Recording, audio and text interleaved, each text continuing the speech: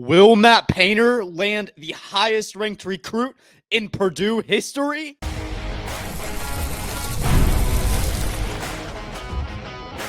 You are Locked On Boilermakers, your daily podcast on the Purdue Boilermakers, part of the Locked On Podcast Network, your team every day. Hello and welcome into another episode of Locked On Boilermakers here on the Locked On Podcast Network, where it's your team every day. I'm your host. I am Nick Arvin. We have a fun basketball episode coming your way today. Today's episode is brought to you by our friends at FanDuel. Right now, new customers can bet just $5, and if your bet wins, you'll get $300 in bonus bets to use across the app. Download the app today. So a huge day, a fun show coming your way today. And one surrounding recruiting. There's a guy, Cameron Williams. He went on a visit this weekend. He has the opportunity to be the biggest recruit, the highest ranked recruit to ever come to Purdue in Purdue history. We'll be talking about him today. We'll be talking about a guy who may be Matt Painter's secret gem this year for Purdue. And then we'll finish off the show talking about Purdue. The line opens 26.5-point underdogs against Notre Dame this Saturday.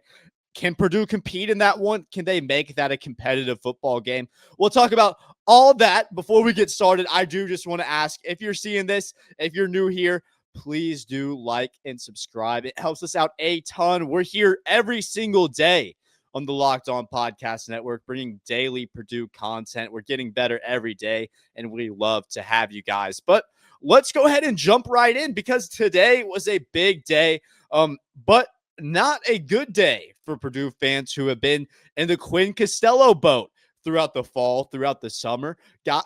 Because for a second, for a moment in time, there was a real opportunity that it seemed like Purdue was going to be able to land the Boston product, be able to land Quinn Costello. But unfortunately, that's not the case, because he decides to commit to Michigan, Purdue's Big Ten conference foes. He commits to be a Michigan Wolverine. So for Purdue, that opens up a spot, and we've been talking about it. We expect that this recruiting class will probably be about 4 guys. And you already got 2. You got Luke Ertl, you got Jacob Weber.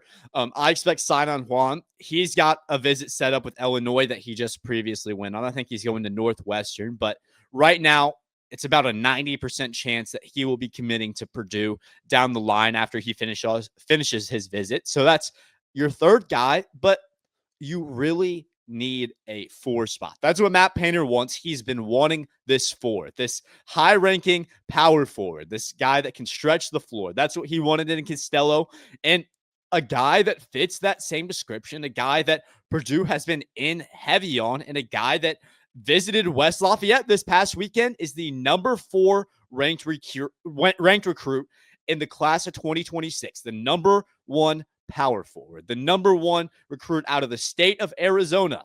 His name is Cameron Williams, and this guy is generational. He would be the highest ranked recruit to ever come to Purdue. He would be one of the highest ranked recruits in the nation, number 4 as it's ranked right now.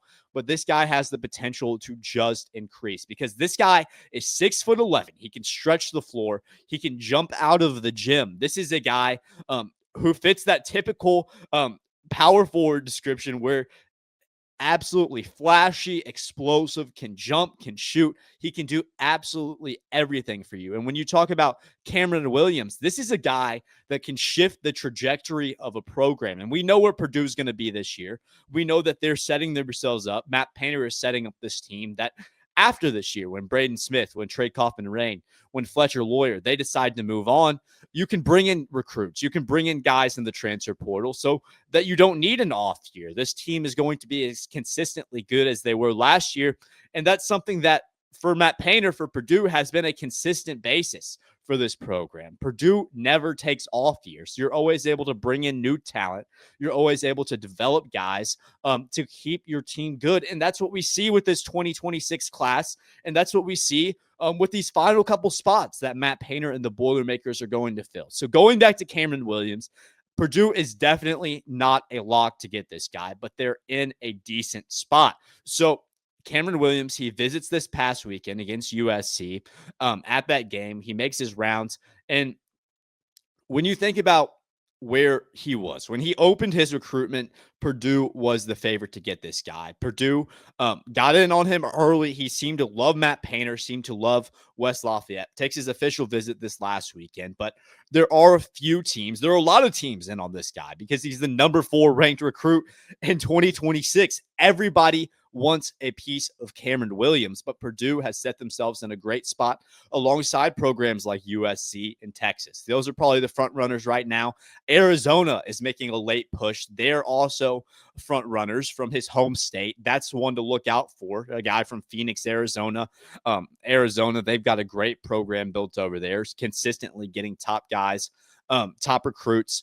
And for Purdue, this is a competitive guy. You're going to have to compete down the stretch. Matt Painter is really going to have to sell this program.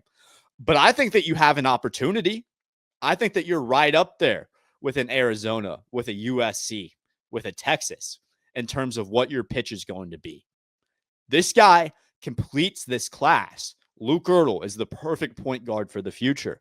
Jacob Weber is the perfect spot-up shooter, the perfect movement shooter at that shooting guard, at that small forward position for the future. And when you think about bringing a guy in, 6'11", a generational talent, top 5 recruit, the best recruit in Purdue history, that can shoot the ball, that has a strong left hand, that can finish at the rim. This guy is the real deal. I'm saying now, if you haven't had a chance, go watch Cameron Williams tape. Watch his highlights, because this is a guy that can change a program. This is a guy that can go in day one and crack that starting lineup. This is a guy that is going to have lottery pick expectations going into year one. And it's going to be so unique. And I'm not saying that Purdue is going to be able to land him, because I know that there are programs that are neck and neck with Purdue, in Arizona, a USC, a Texas. Those are the top 4 right now. He's still got to visit North Carolina, still has to visit Kentucky. So definitely not a lock to get this guy, but Purdue is definitely in the conversation for Cameron Williams.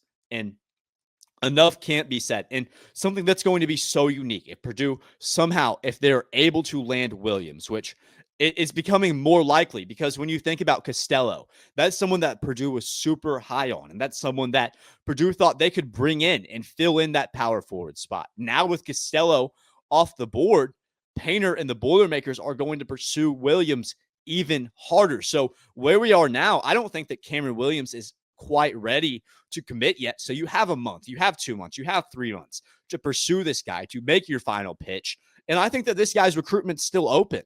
I think that he has his favorites. I think that USC, Arizona, they're certainly at the top, but I think Purdue's at the top as well. I think that this visit went really well. And I think that if you give Matt Painter the months, I think if you give him the resources to pursue this guy, I think that there's a good chance that Cameron Williams ends up in the black and gold. And the final point I want to make about this guy is, we know that he's a generational talent.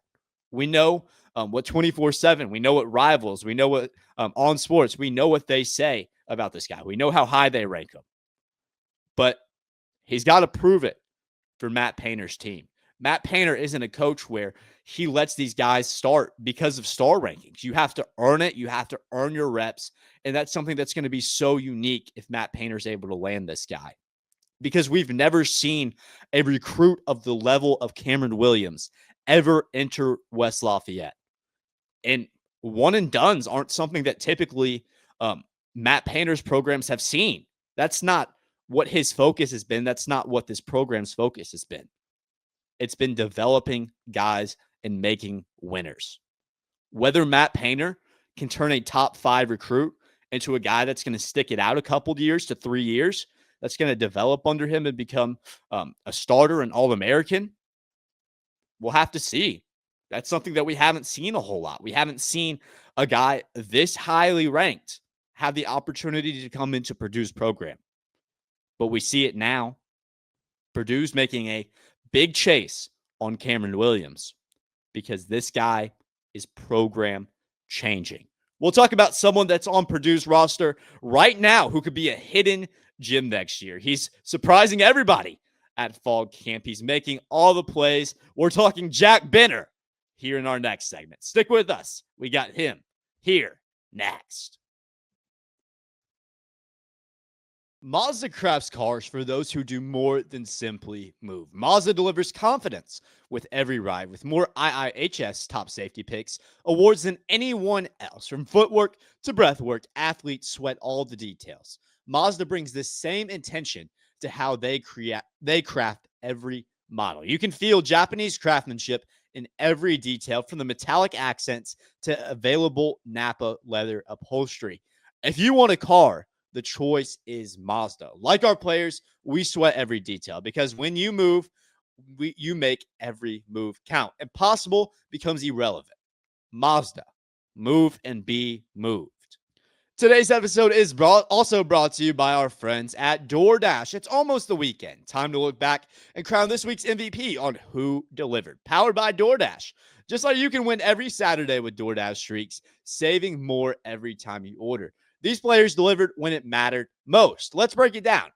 For Purdue, it has to be Manny Powell for me. Against USC, that offense is tough to stop, and Manny Powell has proved that he is the next great Purdue linebacker. One of the best underclassmen linebackers in the nation. Although Purdue couldn't get it done against USC, Manny Powell was all over the place. No hesitation, no delay. And if you've been watching week after week, this performance wasn't a fluke. Powell is on a streak. And just like how Powell delivered for Purdue, DoorDash delivers your Saturdays. With DoorDash streaks, you save every Saturday.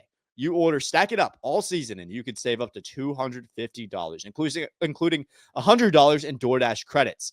Order this Saturday. Keep the streak alive. Fuel your game day. Only with DoorDash.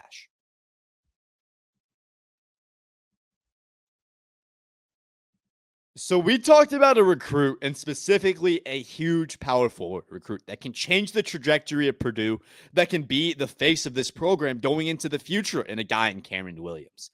Although that's not certain, there is somebody on Purdue's roster that is certainly going to make an impact on Purdue's team this year. With expectations as high as the Boilermakers have, they're going to need all the depth in order to make sure that this year goes as planned. And for Purdue, there's a guy that isn't being talked a whole lot. And to my point, I don't talk about him as much as I probably should.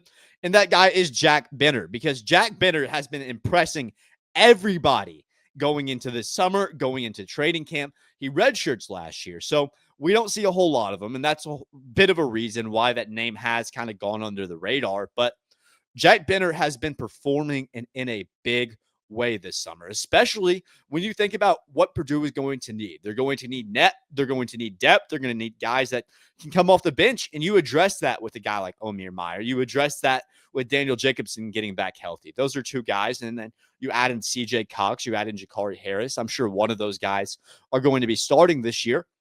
So where are you going to find that depth at the 3 spot, coming off the bench? Who's going to back up a Jakari Harris? Who's going to back up a Trey Kaufman-Rain even at that 4 spot? Who's going to just fill that role, be that spark, be a defensive guy who can come off the bench and give you good minutes?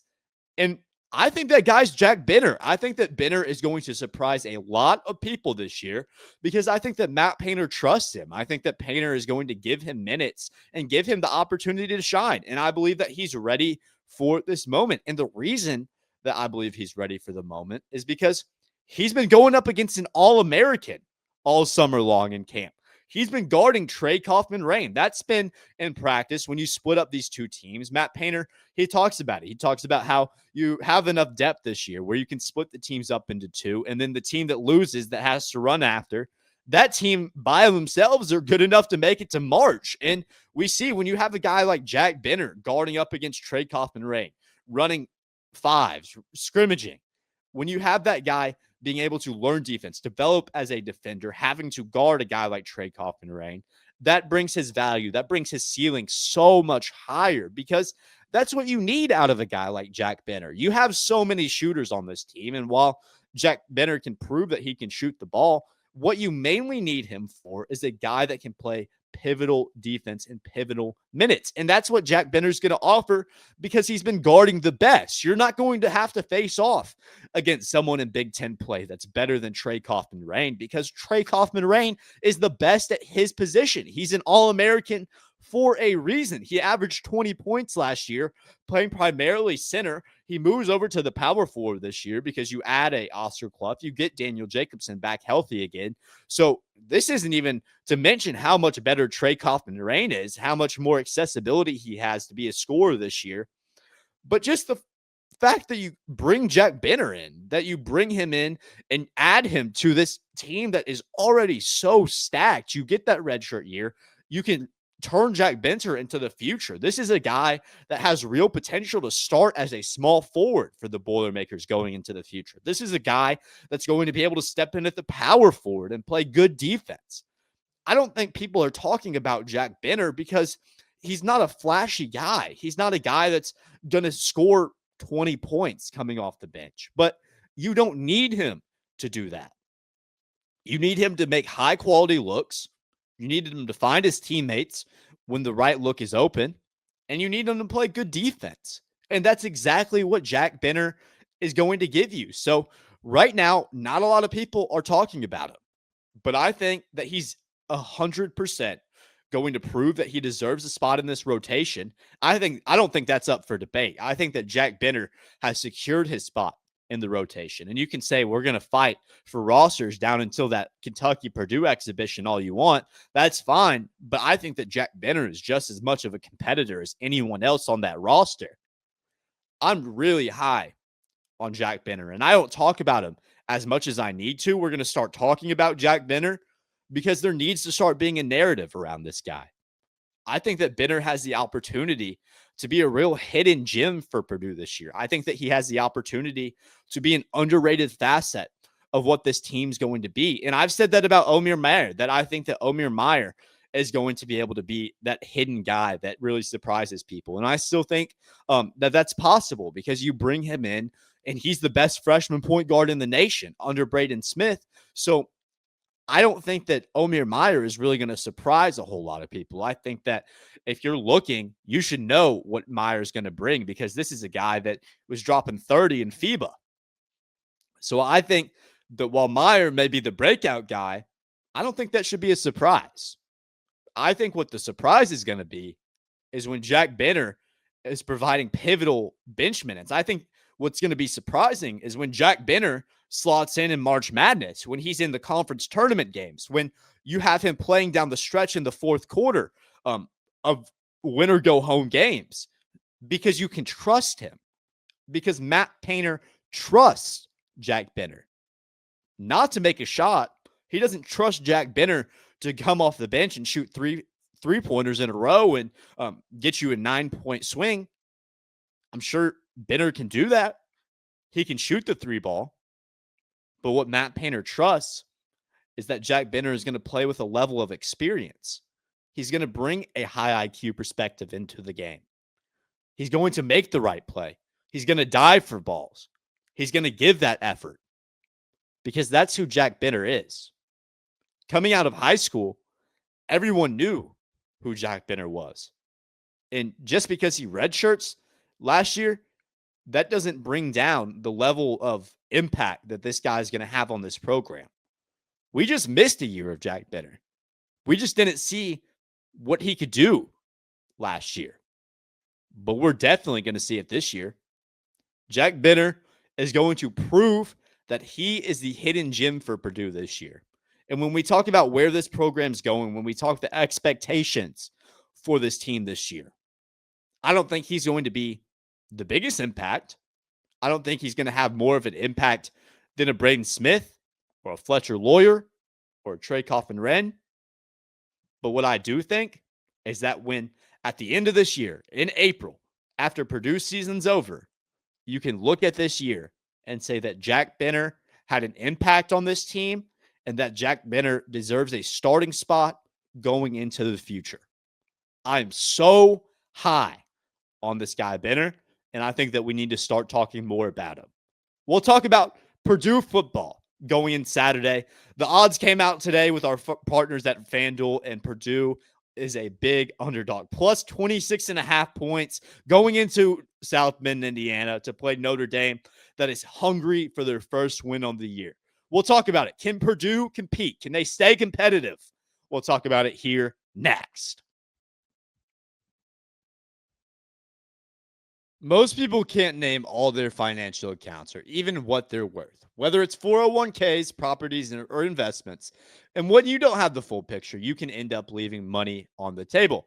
That's why there's Monarch Money. It's an all in one personal finance tool that brings your entire financial life together in one clean, easy to use interface on your laptop or on your phone. Monarch is built for people with busy lives. If you put off organizing your finances, Monarch is for you. Monarch does the heavy lifting for you. You can link all your accounts in minutes, see clear data visuals, get smart categorization of your spending, and finally feel in control of your money without ever touching a spreadsheet.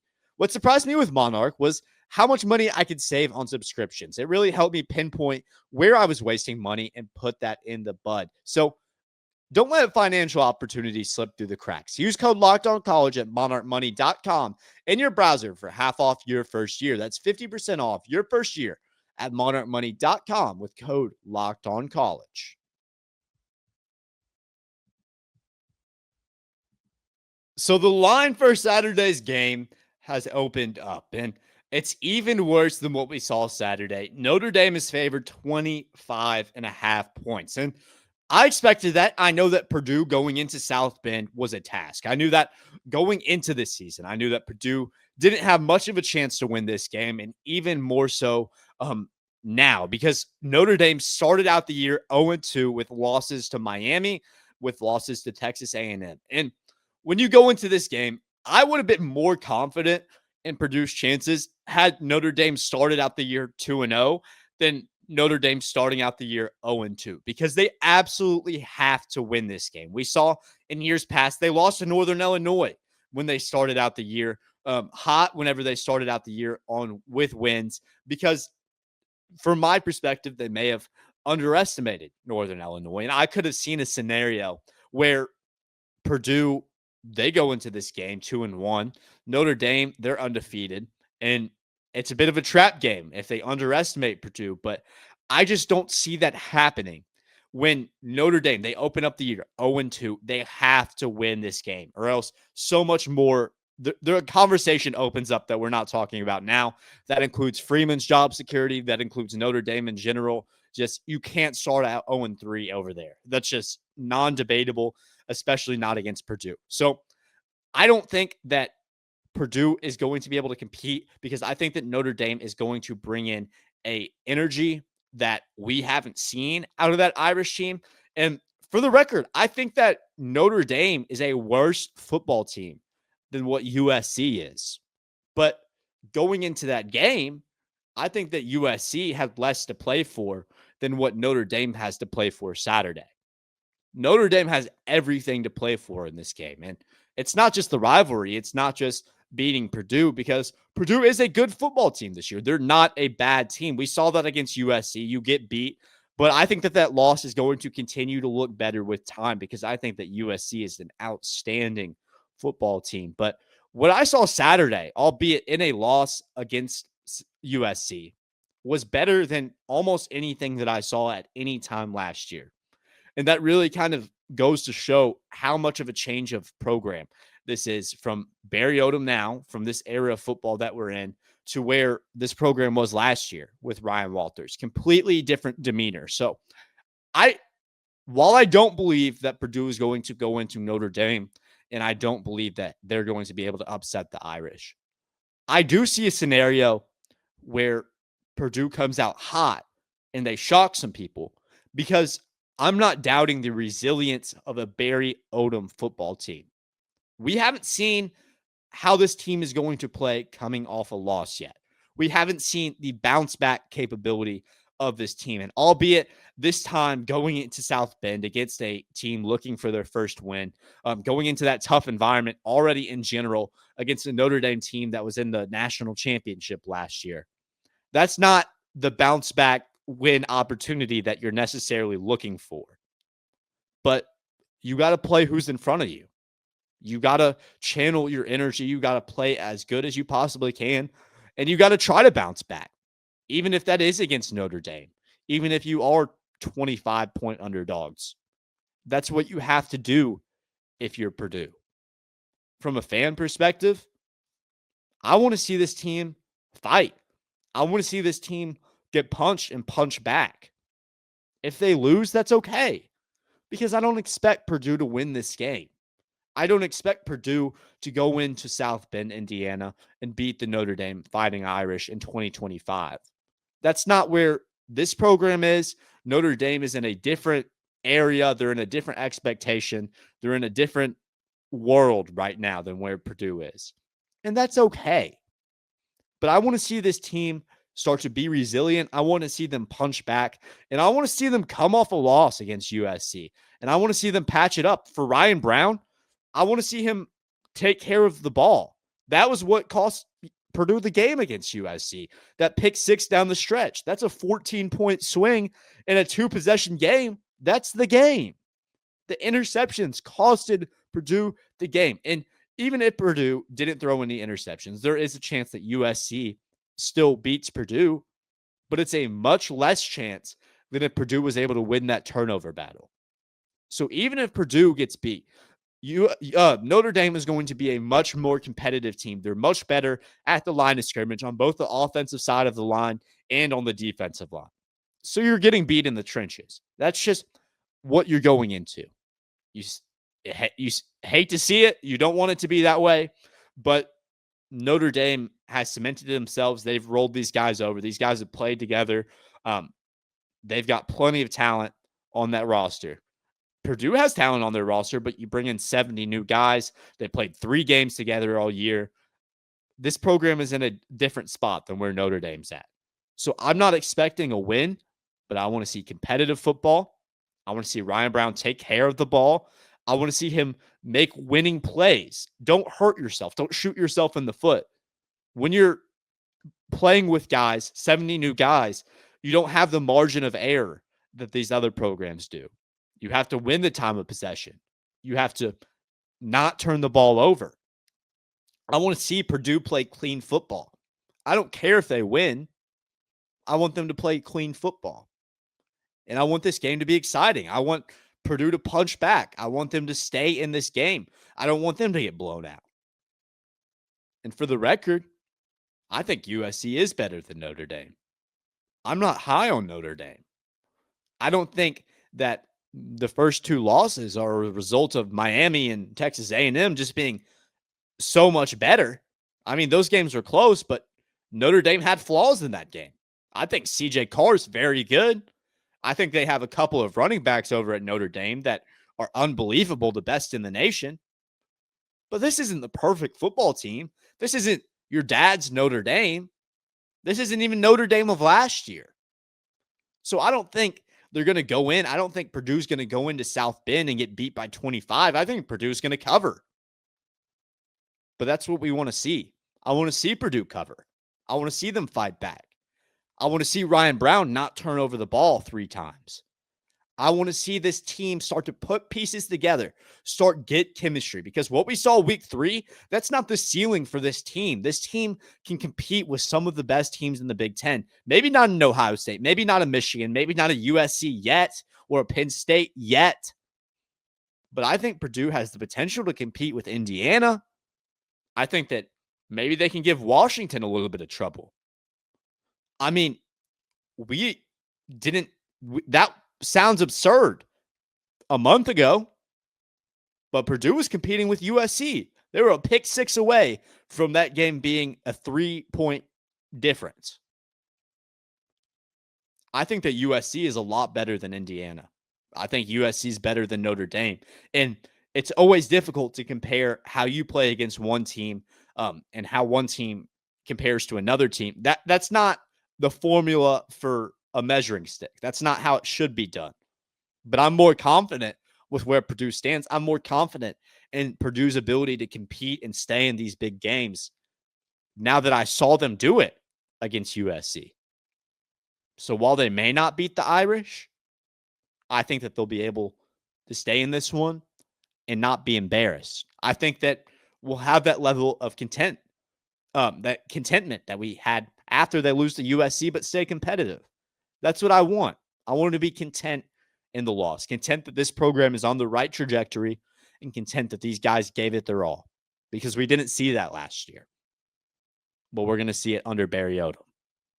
Thank you guys once again for joining us today on Locked On Boilermakers. I appreciate you guys tuning in every single day. Like I said earlier, we always appreciate y'all's support, whether that's liking, subscribing, commenting. It all helps us out a ton because we always have exciting things coming on. We always have exciting things at Locked On. And honestly, it's another exciting moment for Locked On. College football fans, Locked On and Fire TV present College Football Kickoff, your ultimate college football weekly preview. Drake Toll of Locked On Big 12, he leads that conversation alongside two-time AP Coach of the Year, Gary Patterson, former college star Jesse Holley, and Locked On's local experts. A college football preview only Locked On can do. Catch College Football Kickoff every Thursday throughout the season, only on Fire TV. Thank you guys for joining us once again today, and as always, boiler up, hammer down.